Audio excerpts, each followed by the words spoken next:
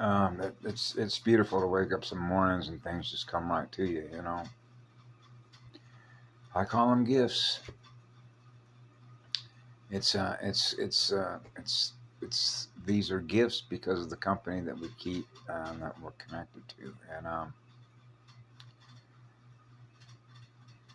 um, you can tie this into naturally a lot of the guardian material stuff, particularly when even though that channel is down, was terminated. Um, when the speakers with the Emerald Covenant and all the videos they had up there, everything from Dance for Freedom, Dance for Love and Joy, the songs, the schematics, everything that was actually being presented, and particularly when creation mechanics, about because I've been there. Okay, I know what it's like because I'm still there. Okay, um, if you can make sense of that, how that works with flashlight sequences. That imagine that what you experience with your consciousness, which is directed energy, because you're connected to an eternal sun, so you're experiencing eternal unconditional love on default.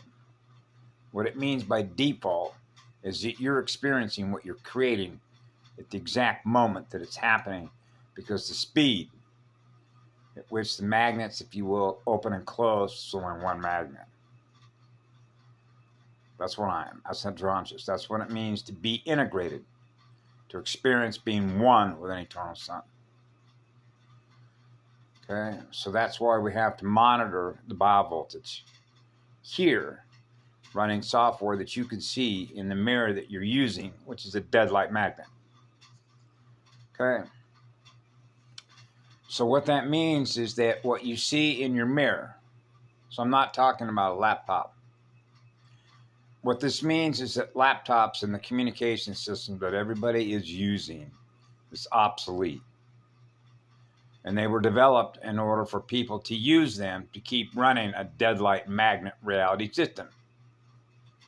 Which means until you get rid of all your laptops and all your artificial light technology, and begin developing your consciousness in such a way that you're actually using the energy of your consciousness to experience the reality that you are in your own mirror, without using a deadlight mirror, which is a deadlight mirror communication system that's on a tape delay, which means you're not ever directly impacting or changing the reality that you're experiencing with others.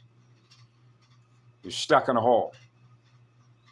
Okay, using your consciousness to experience a deadlight magnet through the communication systems that are set up, right? And the reason for that is because everything that you're using your consciousness to is spinning in the other direction. Okay, which means in order to start manipulating the actual environment that your consciousness is directing, because that's what it means to run a directed energy mirror. You're directly impacting what you see in your mirror through your consciousness, not through this technology that I'm communicating with you. Okay? What that means is that until you let go of the laptops and this obsolete technology, you're not ever going to directly impact the reality, which is the reality stream and what you experience and see in your mirror. That's why it was developed. Okay? Because you're not going to know the difference. You don't remember what it was like to be the co-creator of creation itself by the energy that you're running on, because you're connected to direct current, which means you're experiencing a direct current of eternal love through your own heart and soul. That's why this is a salvage mission. This is why when I put videos up, okay, and I've mentioned this before, in many ways it doesn't matter what I have to say.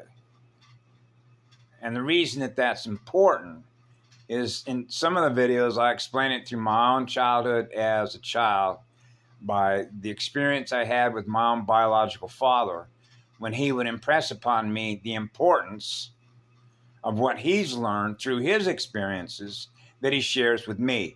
That doesn't mean that's going to translate in how I experience what I am in my mirror, because you have free will.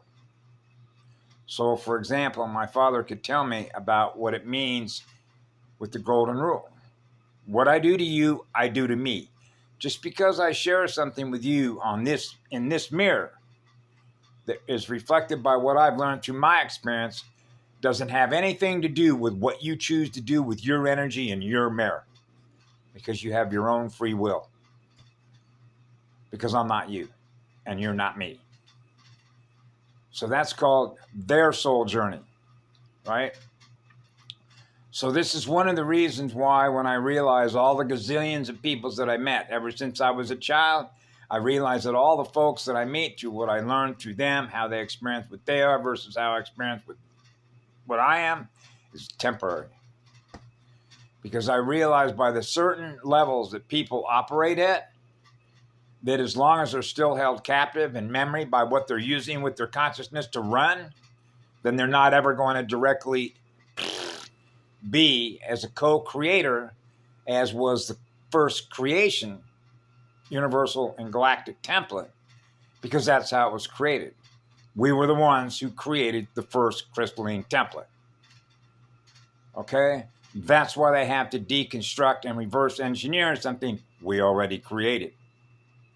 So you can see why we would come back in here, right? Because they break systems. Because they're not there yet. They're not experiencing an eternal sun. They're not experiencing eternal unconditional love as direct current. That means that they fell in a hole. Okay? So they run a whole technology system in order to do what? Tweak it so that they have a connection to maintain what they're aware of in consciousness, which is energy, right? To maintain the war they have against an eternal sun. Because they're at war in their own mirror.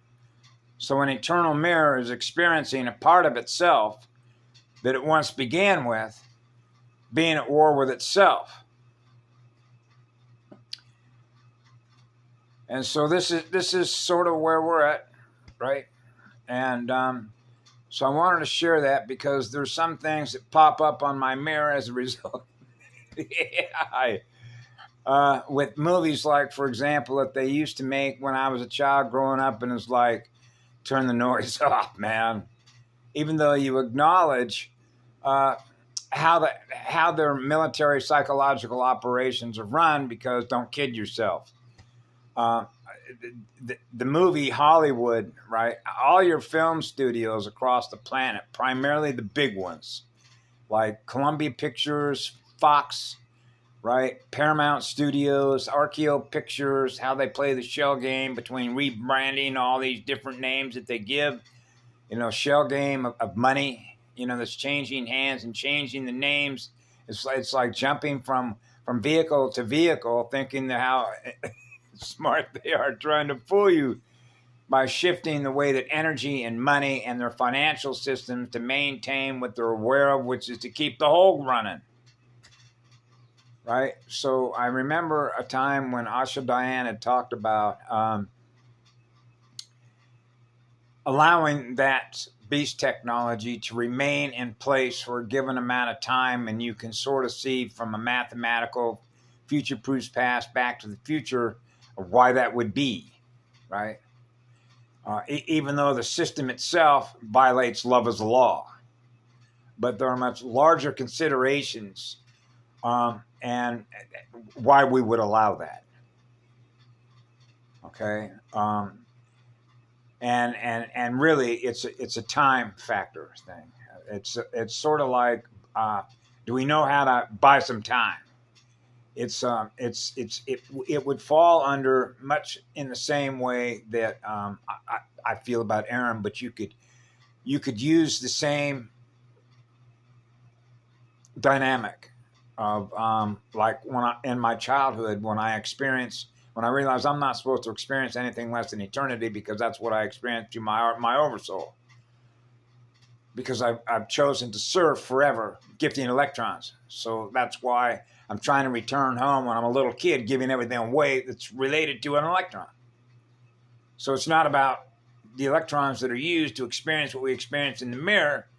It's trying to exit something that's fallen and broken in order to go back to what I remember in the beginning, which was the eternal creation sphere's realities, which means I'm not supposed to experience any loss of any energy, which is pure energy, which is a pure heart, which is a pure eternal sun, right? Through which we experience who we are, which means the energy that's represented by eternity is the energy that we use to experience who we are in the eternal way in which we do it, which means we're manifesting at such a high rate of speed. What we thus experience in our mirror, we become the co-creators with an eternal sun, right? So we created the first universal and galactic template, okay? So I'm still connected to the eternal sun.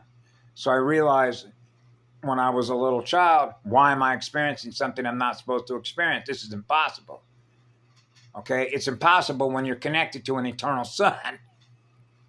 So you realize something within an eternal creation, if you will, cosmic level creation matrix, so to speak. It means that no matter what happens, that I now experience something that's fallen because it's a unit of consciousness that is not experiencing what love is. It's that simple. So I'm experiencing a unit of consciousness that is not experiencing what I am because I'm experiencing what it's experiencing, which isn't. So you can see how when you're a little child, you're making essentially a graph or a scan of the entire planetary consciousness terrain between the loss and gain of electrons, and realizing that something is feeding on our sun, which is an eternal sun, because it has access to the eternal sun, okay, through us, okay, the ones that created the first universal and galactic template. So that means you want to have a multiversal tech support operator coming in here that knows how to fix something that's failing, a failed system. You know, it's like an idiot light that comes up, you know, on your screen. System failure, tilt. The machine, the architecture is on tilt. Okay, so when you have systems that are failing, like being in a mothership and all of a sudden it's letting you know you got system failures, or you're aboard the Enterprise in Star Trek, we got system failures. Well, then you need a troubleshooter, right? A troubleshooter in the system, just like you got a trouble light on your automobile. I call them idiot lights, okay? It's like knocking you, something's wrong here, right? So you immediately know when I was a child, something definitely wrong here. Because you realize you're not directly manipulating the environment of being able to experience what love is everywhere that you go that's being experienced through everyone else. Because you have memory of that being what it is. Now you're back to direct current, alternating current, and the speed at which you experience what you do, or what we do together in the mirror. So that everyone is experiencing no harm. So that means there isn't anything within that matrix, no matter what it is, that is experiencing anything less than what love is. That means everything we see in our mirror that is alive and living is a sacred temple of eternal light, which means we are the source of energy through which everything else that we create, that we experience in our mirror, came through our energy. We're the energy that makes it run. It goes on forever, gifting electrons. So when you have a frame of reference like that as a little kid, and then you go forward as events that we experience through the multidimensional and density way in which consciousness is translocating, moving through all those systems, because that's what it is. There's system designs. We're system design engineers, right? So software development, running software codes, mathematical, geometrical, user interface codes, right? So that makes it pretty easy to know that there's a troubleshooting problem, right? So you need tech operators to fix stuff like that, right? If you will, an eternal sun that is coming in here, right? Because that's what we experience. That's what I experience in my heart and my soul, right? So that makes it easy to know what's wrong, right? Yeah, they're not experiencing the law of least effort. Aaron and I had a beautiful conversation, by the way, yesterday when we talked about that. I said, think about it. It's like getting out of the way of the universe. Go with the flow, right? Tune in to the flow. And when you're tuned into the flow, which is the law of least efforts, that means that all the energy is in perfect alignment with itself geometrically and mathematically, so that you don't have to do any work. In other words, there's no struggle. The central nervous system is not experiencing any anxiety. We're not experiencing any stress. As a matter of fact, what's actually happening is you are generating a gazillion neurons. So that's what they go after. They go after the neurons, the nerve fibers, the fiber optics, right? The electromagnetic spectrum, so that you're not experiencing what love is, you're experiencing what they are, which isn't. And that becomes a fallen state of consciousness because it no longer has a direct connection to an eternal sun.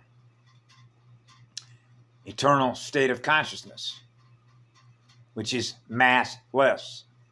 No mass, no density. That's as pure as it gets. That's eternal spirit of fire. That's what I experience in me. And that's an eternal gift, which is an eternal blessing that we share with all of you. But we realize, right, that those that experience that and those that don't experience that, right? Since I'm not you, and you are what you are, and I am what I am, and we're all learning through each other how you experience what you do and I experience what I do, then I simply share what it is that I experience that others can learn from. What others choose to do with that information is not up to me. That's up to you, because you're on your journey. That's what free will is, right? So I watched a little bit of a clip, which were two movies made in the 1950s. But it's just like, I could take these two documentaries and use short little clips in that with children that are in 5th or 6th grade and say, I'm going to put 20 minutes of this movie that came out by Columbia Pictures with Broderick Crawford, for example, of running a newspaper in the early 1950s. And they realized that, hey, this newspaper is losing money. And this is how it ties into the very system that we're all using to communicate now on YouTube and TikTok and all the rest of it. Because the principle of how it works in a mirror is still the same. So you see Broderick Crawford, for example, who's now the new editor of the New York Express, right? And so what happens is the opening scene is you see a lady that's just completely upset. Her nervous system is freaking out, okay? Over somebody was killed with an axe. So all of a sudden, you know what kind of pictures are going to come into your mind with that, right? So there is a lady realizing she's being interviewed by somebody with a camera taking pictures of her to show her pictures all freaked out. So now they can put a lady who's freaked out, looking like she's been terrorized, that now hits the front page of the paper, right? And then you have the guy interviewing her. So now we get to the board of directors. And so the board of directors are not happy that this happened to their newspaper, that the newspaper is selling nothing but trash and tabloids about crime and the drama and the pain and the suffering and the acts that people are doing against each other, right? So now this becomes big news. So this would be just like in my childhood, turn the programming off, change the channel. That's who they are, that's not who we are, right? They're selling death, we're selling life, okay? But there's no charge with us. So now what they realize is in order for them to stay in business, right? So he's showing a draft right there before the board of directors that all these people that are upset that the newspaper is now selling death. And the guy is showing you don't seem to realize selling all these people that we're making money off of selling them death, they're paying to experience a death cult spiral being in a black hole. So he showed the chart. Listen, we're making a mountain of money selling these people death cult stuff. They're loving it. Wow. So in other words, they're getting rich off of hate. Yeah. They're making tons of money because people are buying all the script, the movie script. So simply translate that from a newspaper to a billboard to a television set, cable news network, and these phones. It's no different. All they did was change the venue.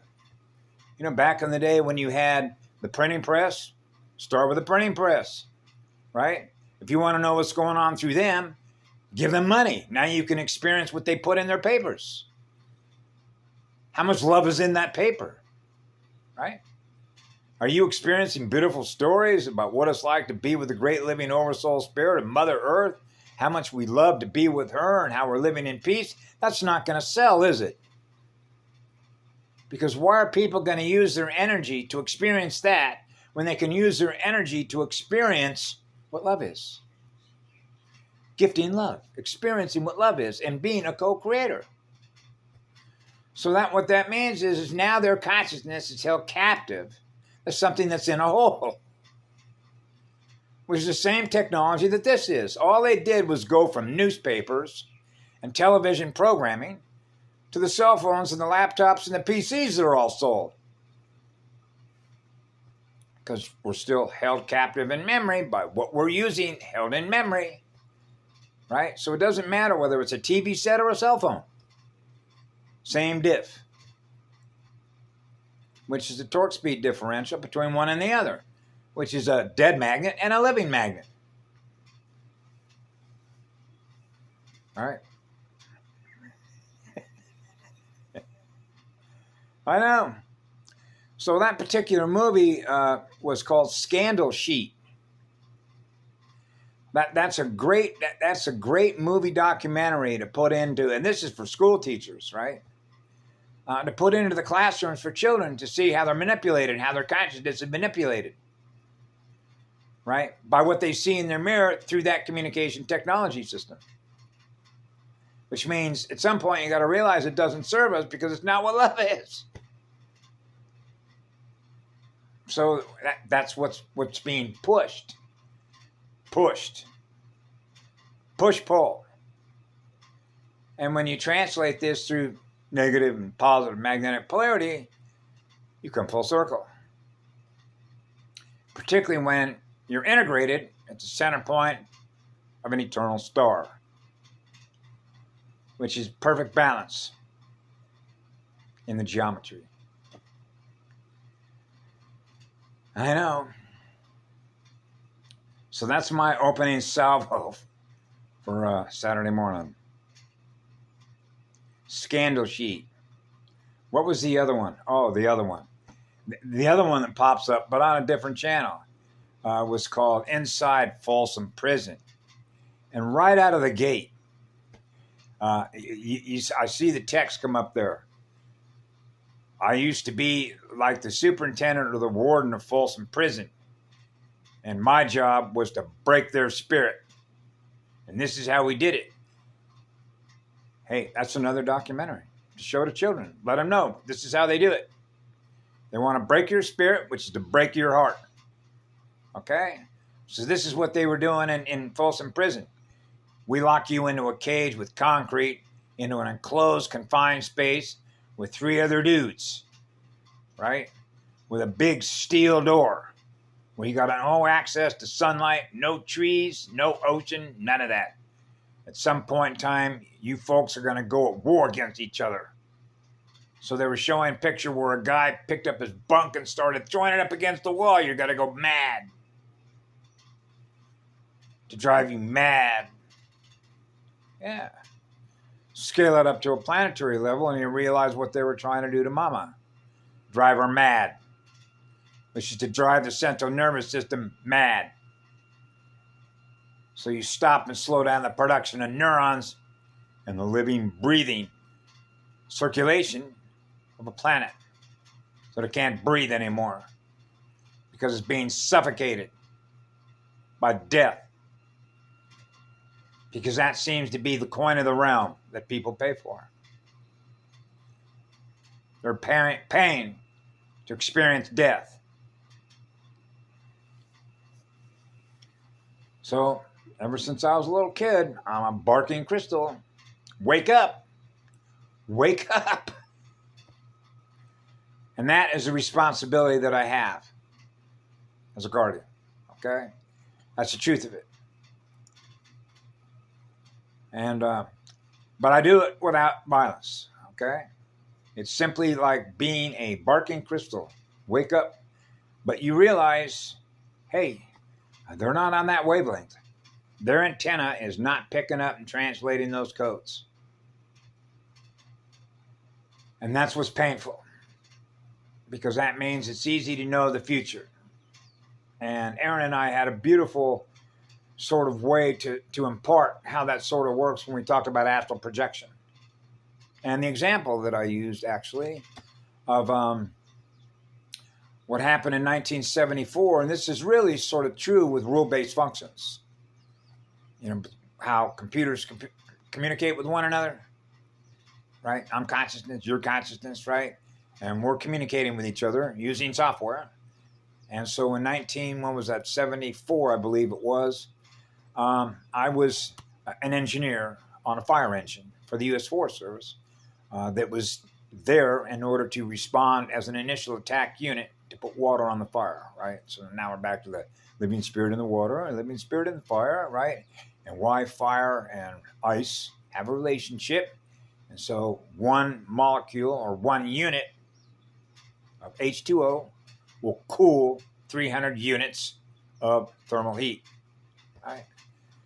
And so you can see how the relationship with 1 and 3 works that way, right? Enfolding space and time between fire, right, and ice.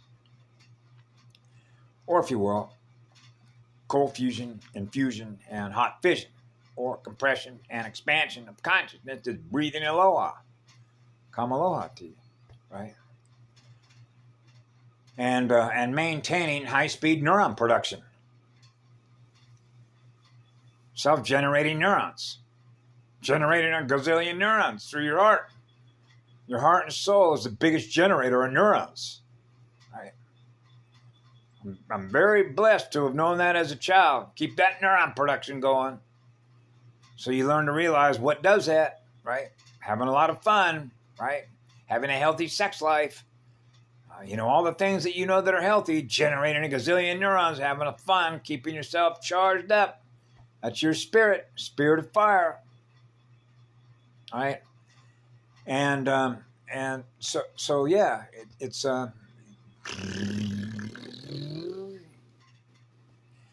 so what happened in 73 was when I was up at that station one day and the fire captain was gone. He was sick. Well, see, I didn't have what's called a crew boss rating. See, everything is about training here. See, they don't want to give you the responsibility, just like in the military. You know, you're not going to become a lieutenant over, you know, a platoon like they do in the Army. And they're not going to let you be a tech sergeant, you know, or a gunny sergeant in the Marine Corps unless you've had the training and you've shown yourself capable as an organizer. Remember, this is when we get into organization. Self-organizing energy, right? Self-organizing energy. That, remember, this is how we get into the ducks in a row, because, you know, my dad put me in a military academy at 5 years of age. So, you know, spitting polish, dropping quarters on beds to see if it bounces, you know, all the inspections with it shouldn't be any dust on the sill, and how all that works, keeping all your ducks in a row, right? Being highly organized. And so you're being programmed to be highly organized. And so you can see how this works in a hierarchy of a military psychological operation. So here I was assigned to a fire engine, but I was not crew boss rated, which means you have not reached that level in which you have satisfied the requirements to be a supervisor over a crew, a firefighting crew. In order to do that, we have to provide the training for you, and we're going to give that training to you in the future, but you don't have the training now. You've had the training and the experience to operate a water truck, a water engine, a fire engine, right? But in being in charge of a crew, you haven't had crew boss training yet. So we're going to pull a guy who's had crew boss training off of another crew, but he's never worked on a fire engine. He's only worked on a hotshot crew. So he knows a lot about how to set a backfire. He knows a lot about how to run chainsaws. He knows a lot about how to run a 20-man firefighting crew cutting fire line on a forest fire. But he has not had any experience in operating a fire engine, putting out structure fires and putting out wildland fires. And this guy was assigned to my engine. okay? Because I'm the driver and the operator of a fire truck. So we get called out that afternoon to a fire, and I realized there's no coincidences why this went down. And the people that own that ranch house do not know to this day why it is they still have that house to come back to, because this is how it works with astral projection.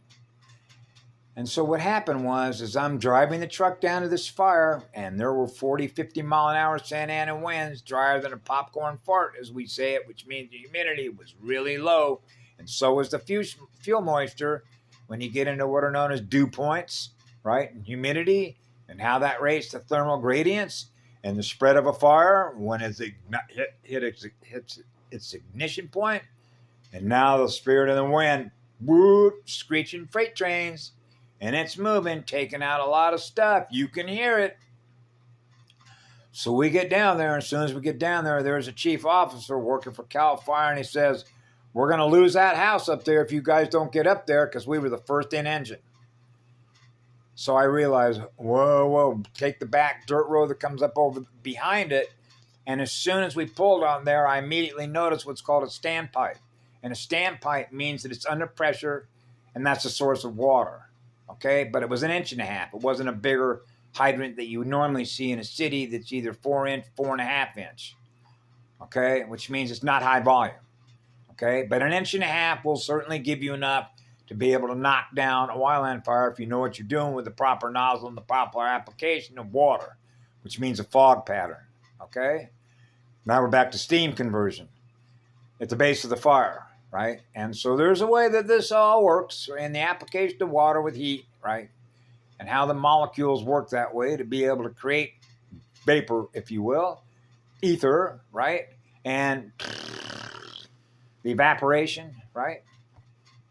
How absorption and evaporation work with burn patterns.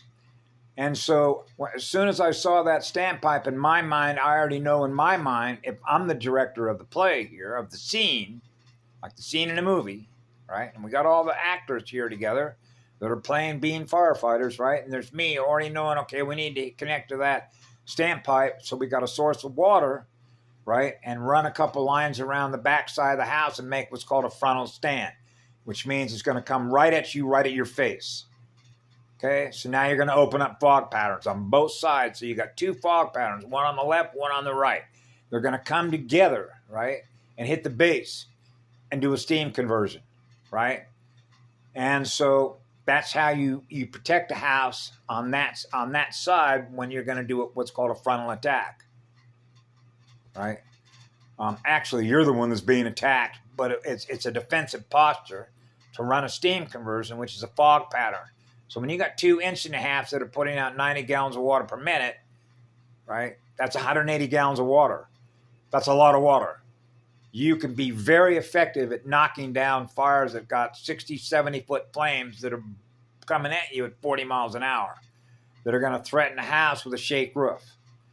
So what happened is that I got up there, I realized I'm already seeing in the astral projection, because what we're actually doing is seeing the potentials.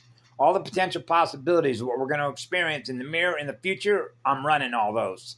I don't want those to be the ones that we experience, because I'm already experiencing the potential of seeing the people live in that house with their children. When they get there, are going to see a burned down house. Now they're going to experience all the stress and the anxiety and the loss of energy as a result of experiencing what could have happened but didn't happen because there wasn't any intervention. So when we pull up, and I'm already seeing those images, but they haven't happened yet because the house hasn't burned down yet. So now the guy that's next to me that's been assigned to the engine is telling the kids in the back, okay, to grab the hard line. Now the hard line is a hard jacketed hose, which means it's hard rubber on the outside and it's got steel jacket on the inside, and it's only got a 3/4 inch diameter, okay, in which water's going through. And that creates an enormous amount of friction loss. Now you'll get a lot of high pressure out of that, but you're not going to get volume. So you want to go to 1.5 inch cotton jacket hose and use the standpipe as a source of water, okay, running through the pump, which means the standpipe's going to keep the tank on the engine full of water while you're using the pump to set the proper pressure with 2.5-inch lines so that you got plenty of water to run your fog patterns and save the house. So when this guy that's the captain is now giving the orders, according to the way that the military hierarchy is set up, he's telling the kids in the back and me to grab the hard line. I countermanded the order. Why? Because I'm already seeing that if we do that, I'm going to experience what's already been projected because of what's possible to experience in the future unless I intervene. So I told the kids in the back, fuck that, okay? Hook up a supply line to that standpipe right there and grab the 1.5 inch off the left side of the rear truck, and I'll grab the other one so that we can run 2 hoses behind each side of the house so that we're going to do a frontal attack. Well, see, we've trained together, so we know how to do this together, right? So that's exactly what we did, right? So that basically left the guy that's in charge, you do what you do, okay? We're going to go do something different. So we went and saved the house, right? So you can imagine how that sits in the military hierarchy, right? That's like I threw the rule book out, right? So what do you think would happen in the military if some guy who's a buck private decides that he's going to start telling other guys in a company, no, we're going to go do this. Fuck the lieutenant. That's like a mutiny on the bounty, right? That's an executable offense. Well, the highest law is what love is, right? To protect our children. And so what ends up happening out of that, the house was saved, right? Okay, so you see how that works with astral projection, right? Or if you will, our ability to manifest using the energy that we do, the potentials of what we can experience in the future. Because the speed at which you operate, right? Experiencing a direct connection to an eternal star, God consciousness, God's love, right? Which is genderless. It's just an eternal love vibration, right? So when you're in an eternal love vibration, you already know the future.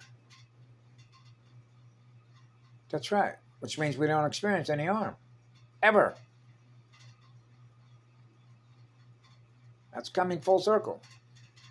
The center point of an eternal firelight, circle of light. So I get called to the carpet the next day, right, by the guy that hired me. So he said to me, he said, listen, you realize what you did was wrong according to our rule book. But the outcome that was provided by throwing the rule book away gave us a positive result. So that meant he could have fired me. Okay. But he didn't. How come? Probably because it's useful to have God's love around. You think? If for no other reasons, think about the future. If I had gotten fired, right?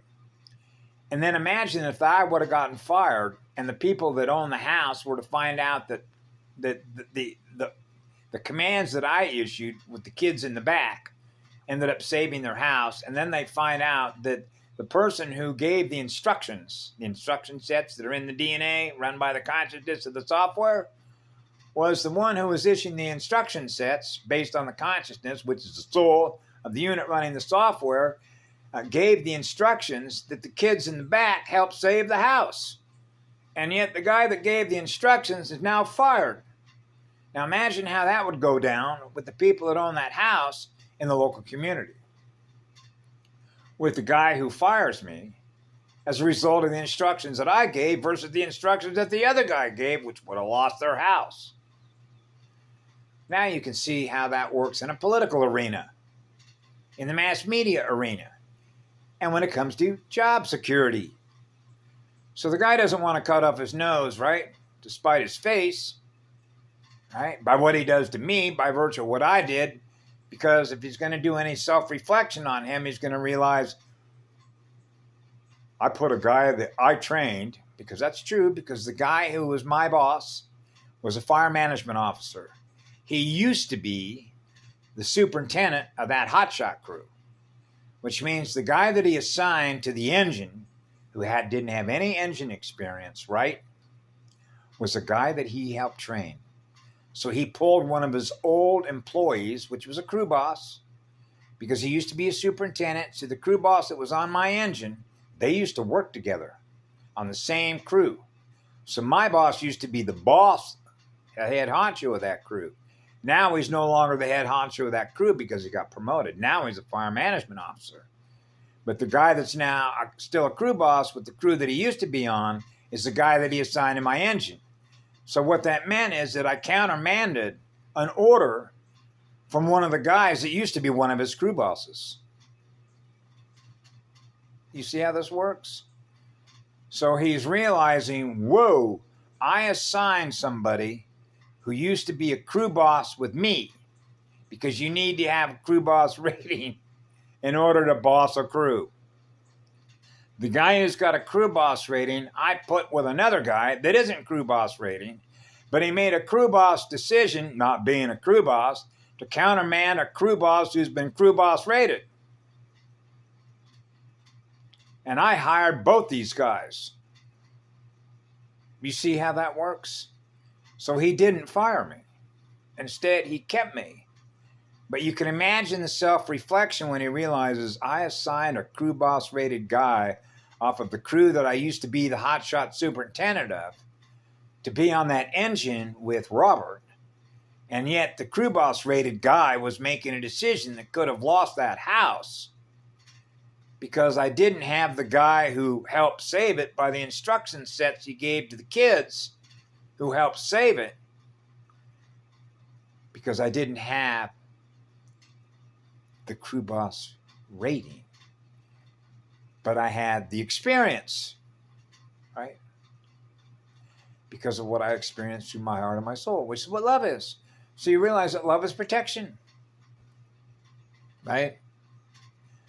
So you see how this worked in this organization and the organizational hierarchy of how it works with black hole units of consciousness that are running the psychological operation through the military hierarchy that they've all been programmed to follow, which is order followers, which are rule-based function order followers, because they're not experiencing being the law, the highest law, highest superconductor, gifting electrons. So now you understand how the torque speed differential of how that works on what we experienced that I just described on that afternoon that happened in 1973. And the same would apply actually to the super soldier program. You know that? And the same would apply to the United States military. That's why, from an historical point of view, if you didn't know this, I'll share this with you. There was a term that came out of the Vietnam War back in the 60s called fragging. F-R-A-G. It's called fragging. This was when folks that were being drafted into the military end up being, going to Fort Ord in the military in California or whatever training facility that they went to, and they ended up being in a command situation with other folks that had command authority, like whether it's a gunny sergeant in the Marine Corps, whether it's a lieutenant or a captain in the Marine Corps, the United States Army, or the Air Force, right? And so you're taking orders from somebody else. You got to hope that they know what the hell they're doing, that you're going to come back from whatever operation you're going to run, right? A software operation, and come back alive to tell about it, with the least amount of damage to your computer. So, you're in a war game theater, running a biocomputer. So now you realize you're in a war game environment against a dead light magnet, which is artificial light intelligence. So there's a strategy. There is a strategy to checkmate something that's dead and something that's alive and living, right? I'm out of time, it looks like. No, it says 44:21 on here. They're 22:23. Have a good day. I love you all. Be good to yourselves. Mwah.